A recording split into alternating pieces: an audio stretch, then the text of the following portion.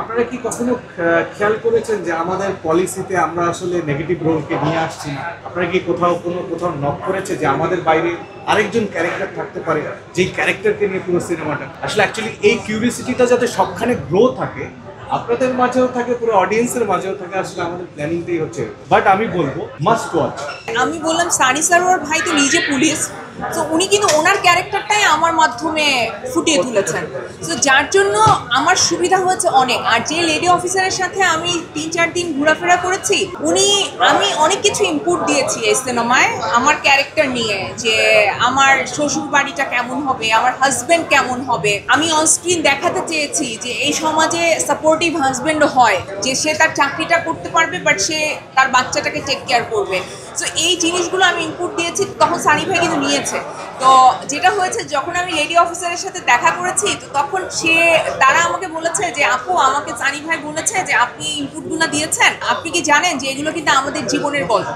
এই যে ওনার বলাটা যে এগুলো আমাদের জীবনের গল্প, আমার কাছে এইটা কিন্তু অনেক ভালো লেগেছে। আমার মনে হয়েছে যে আমি হয়তো মেয়েদের সাইকোলজি অনেক ভালো বুঝি এবং আমাদের সমাজ ব্যবস্থায় মেয়েদের যে অবস্থান সেটা কিছুটা হলেও উপলব্ধি করতে পারি, এবং আমি স্ক্রিনে যতটা সম্ভব পজিটিভলি আসলে দেখাতে চাই আমাদের আশেপাশের সাপোর্ট সিস্টেমগুলোকে।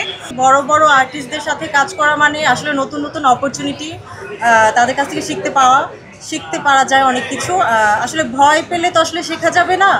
আর ওনাদের কাছ থেকে শিখে আসলে কিভাবে আরও ইমপ্রুভ করা যায় নিজের অ্যাক্টিং, ওইটাই আসলে ট্রাই করি। আমরা আসলে বাঁধন বা অন্যান্য যারা সিনিয়র ভালো অভিনেতা অভিনেত্রী, আমরা বেসিক্যালি অবজার্ভ করি এবং চেষ্টা করি যেন ঠিক জায়গাটা ঠিক মতো বুঝে নিতে পারে। তো ওরা কীভাবে অ্যাক্টিংটা করে, ওরা কীভাবে প্রিপারেশনটা নেয়।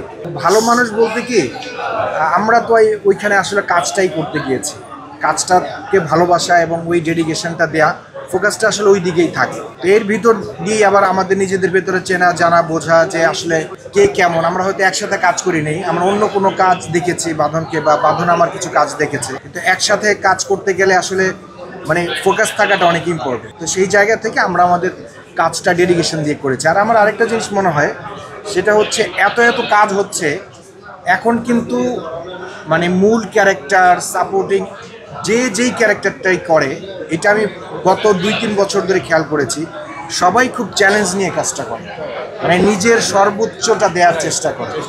এই জন্য এই এশা মার্ডার বা অন্যান্য ফিল্মগুলোতে যেটা হচ্ছে যে কোয়ালিটি অনেক ইমপ্রুভ করেছে।